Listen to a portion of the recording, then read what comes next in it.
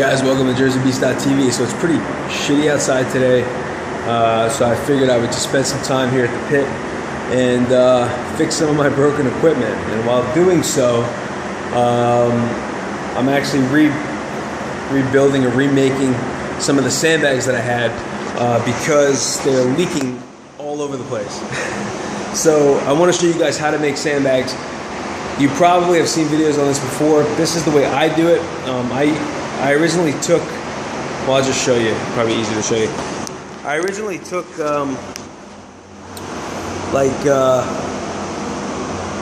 tire inner tubes, and I zip tied the ends and then filled the whole thing with sand, is what most guys do. Having trouble here. I don't know how to work this camera. Fill the whole thing with sand, which is what most guys do, and then zip tie the other end. But in doing that, the zip ties on both ends were sliding down, and some of them were breaking, and then I was getting sand all over the pit. So what I'm starting to do now, as you can see, is zip tying one end and sticking the contractor bag inside, almost like a bladder. So once that's full of sand, then basically what I'm going to do is fill it up, tie it off, and then zip tie the other end of the inner tube, the truck inner tube. You can use car inner tubes too. I don't think cars really have inner tubes anymore, but you can usually find like a tire place and grab tubes from them for free, because they have old ones that have holes. You just cut around the holes, and then you're good to go.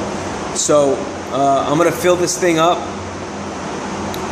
So basically you fill the contractor bag up as a bladder. I'm gonna tie it off, I'm gonna show you, and then I will come back and zip tie the end and show you the finished product. All right, hang tight, guys. As you can see, I filled it up all the way to the top. I'm not sure how heavy this one's going to be, but it really doesn't matter. You just got to make sure you make it heavy, and it should be fine. Another thing you can do, take some old weights. I had these old cement weights from like back in the day when I was like in middle school. You take some of these, you toss them in there, pack them in good, or you can take some old 5-pound plates or 2.5-pound plates, because they don't take up a lot of room, and they'll make the bags heavier. So if you are limited on space with sand or with a contractor bag, you can definitely add more weight by throwing like old chains or like just a bunch of stuff in there. Tie the bag up, which I'm about to do. Give me 1 second, let me tie this up real quick. You guys can see there's now a knot in the bag. See that? Tie the knot, and roll this back up, and then zip tie it, and then we're good. Give me 1 second. Alright, the last thing you guys want to do is take some real sturdy tape. I use Gorilla tape. You can buy it wherever, Home Depot or Lowe's, or some really good duct tape. Tape the hell out of the ends, wrap it tight. If you leave enough on the end here to make it long enough, you can make it and use it as a handle.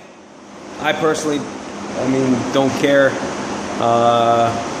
If the bag gets really heavy, then it's better when it's tougher on your grip. So the harder it is to pick up, the better it is for me. So to tape up the ends, there you see I did one end here, the other end. You just cut the zip tie ends off here, and then tape it up, and you're good to go. You got a tool that you can throw in the trunk of your car, keep at your gym, keep it in the garage. It virtually costs nothing to make. I think I got the sand from the beach. I don't know if that's legal, but I took the sand from the beach. Contractor bags are cheap, zip ties are cheap, and you can get tire inner tubes from any tire surplus store that will give them to you. So that's how you make a sandbag, and use it in your hybrid bodybuilding workouts. Definitely makes things interesting and makes them extra tough. All right, guys, until next time, peace out.